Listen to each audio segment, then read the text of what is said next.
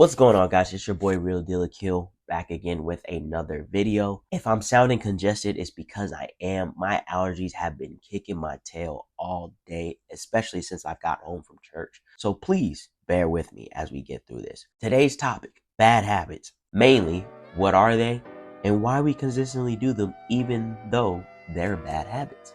So my definition of a bad habit would be something that we do that we perceive as good, but in reality is bad. Some examples of bad habits would be smoking cigarettes, drinking a lot of alcohol, overeating, especially junk food and fast food.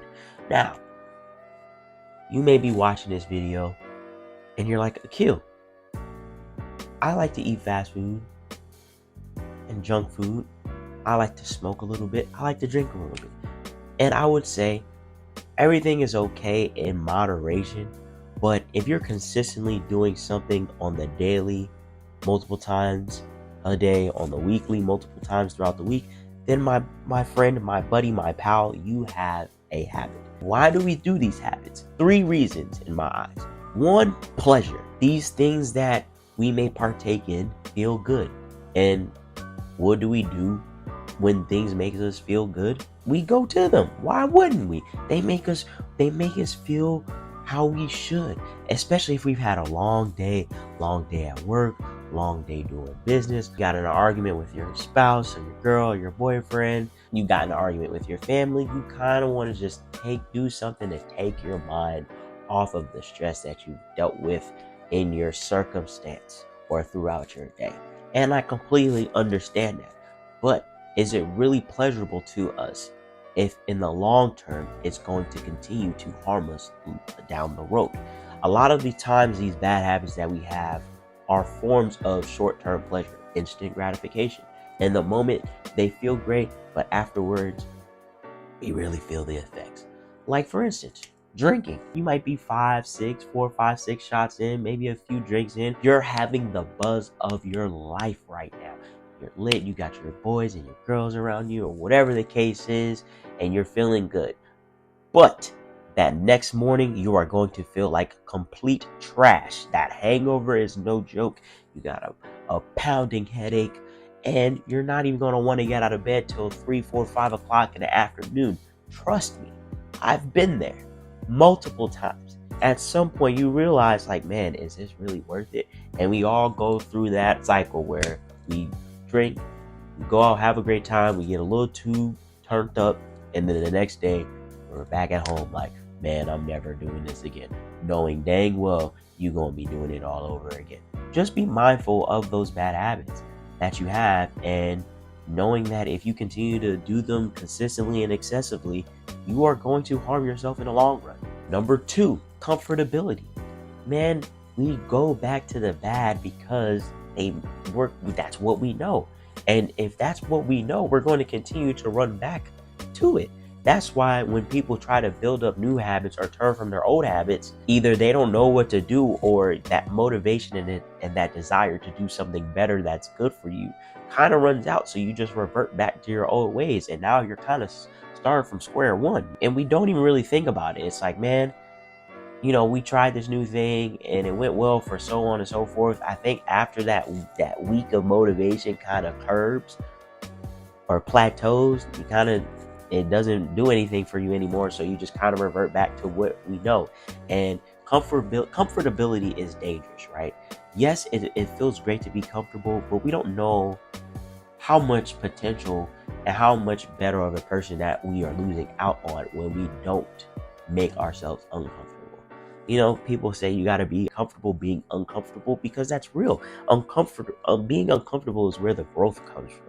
Being uncomfortable is where you tap into untapped potential. So if you're not going into new places, meeting new people, trying new things that kind of make you try and get you outside of the box that you're always in, then how do you know how far of the person or how much you can accomplish if you're not willing to take those steps? And at any hit of adversity that comes, you're just reverting back to what you know, which ultimately isn't good for you. 3, your environment. Where are you?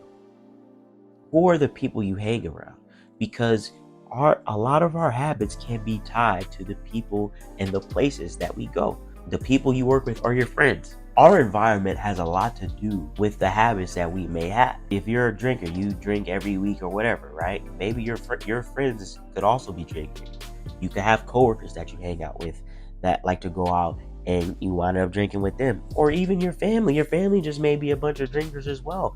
And if we're in an environment that promotes or reinforces bad behavior, 9 times out of 10, we're going to get sucked into that too, because you're not in your community. Now you're an outcast because you're not doing the things that these people in your circle, in your environment, are doing. That's one thing you have to evaluate when you're trying to change or get out of these bad habits. Are the people that I'm around helpful, or are they peer pressuring me or kind of reinforcing me to do bad? And where are the places that I'm at? Are the places am I going to, are they promoting bad usage of these things or bad habits that people have or that I have?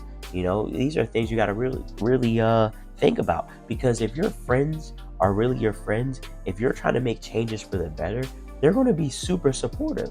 Now, if you tell your homies like, "Hey man, I'm gonna stop drinking, I'm gonna stop smoking," and they kind of laugh at you, or they're like, "Ha, like yeah, right," they doubt you, then it's time for you to make some new friends, because if they were really there for you, if they were really riding for you and supporting for you, they will be happy for all of your endeavors and all the challenges that you are trying to accomplish in your life. They will also be supportive of you trying to make changes to do better in yours. Also, too, didn't even think about it. Your environment, you could be in a place where, you have great family, great friends that are supportive of you, and they realize that this thing that you're doing is not good for you.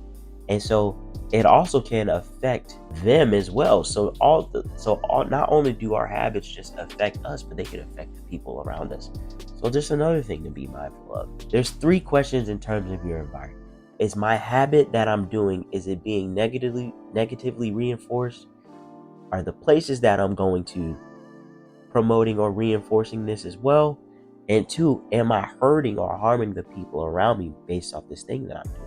Those are 3 very important questions to ask yourself about your environment. Old habits die hard, man. That is a real thing. They make us feel good. We're comfortable in them. And 9 times out of 10, our environment promotes them. So if you really want to make the change, acknowledge that you have a problem and then evaluate the 3 things that I just talked about. Your environment, why do you gain pleasure from this, and why does it make you comfortable? And if you can answer those 3 questions and get down to the root, you can kick it.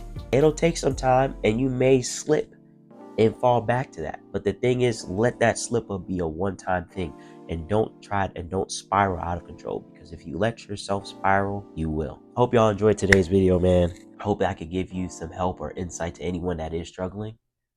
And I hope that answered some questions if you had. But hope you enjoyed this video, guys.